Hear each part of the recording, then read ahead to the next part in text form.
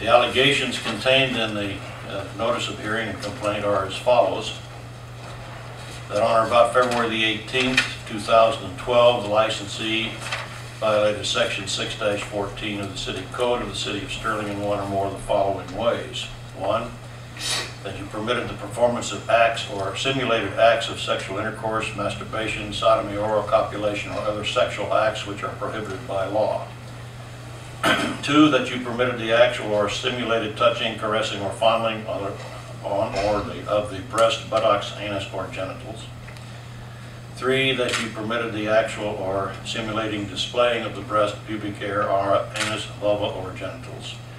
And 4, that you permitted a person or persons unknown to remain in or about the licensed premises who expose to public view a portion of his or her breasts, pubic hair, anus, vulva, or genitals. Those are the allegations. The matter was set for a hearing earlier and then rescheduled for today's date at the request of the licensee. So I've read those charges, and at this stage the game asked the licensee if it wishes to admit or deny the allegations contained in the charges. It was not the intention of the licensee for these acts to take place, but they did rent the facility to the individuals who facilitated the activity, and I've also believed that the licensee, there was a lack of supervision of what was going on, and it did occur. So on that basis, we would admit that at least in some of the allegations would be true. At this stage of the game, we're at a point where we, I think, need to hear from the licensee. It matters what we refer to as mitigation.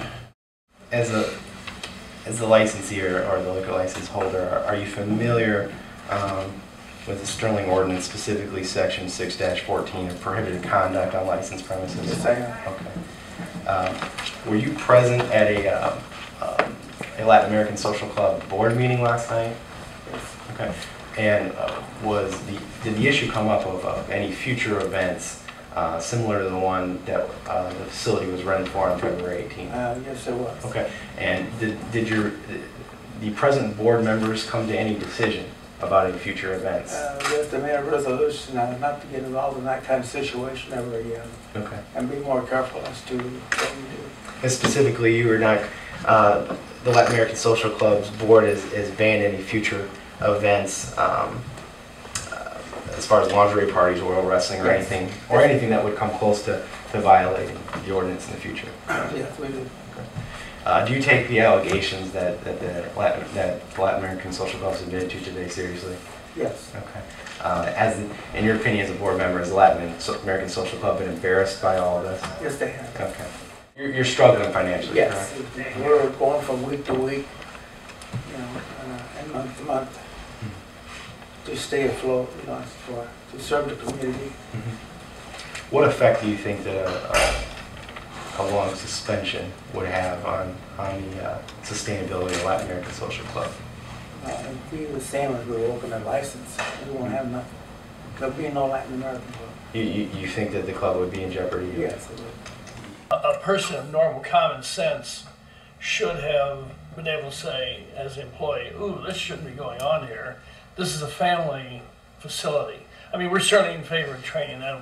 That's going to be part of things. But I would, to me, there was, I guess what concerns me is that in my short tenure as mayor, I have had, there have been issues with the Latin American Social Club which have come to me as mayor, culminating in this, which have shown a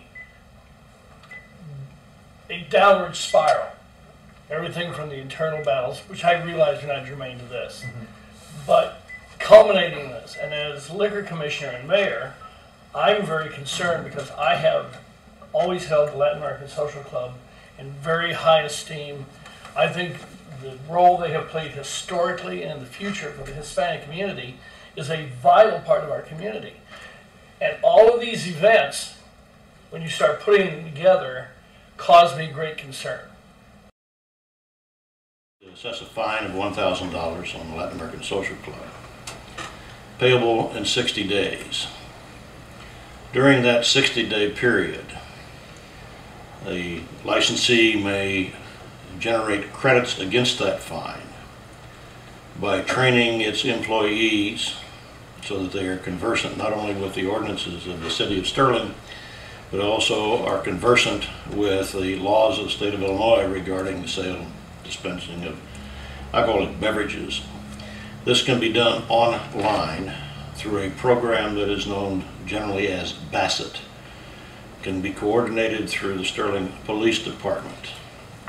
The cost of the taking the course, if you would, which comes with a certificate at the end, I think is $20 or $25 per person.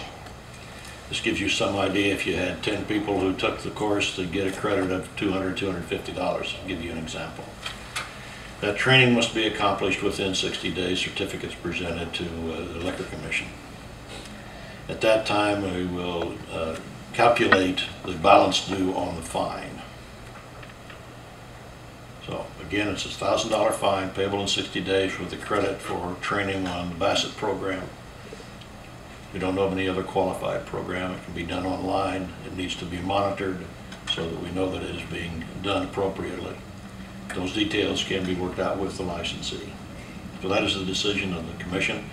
An order will be drafted and will be served on your council and the licensee, and that'll be done by the end of the week, I hope.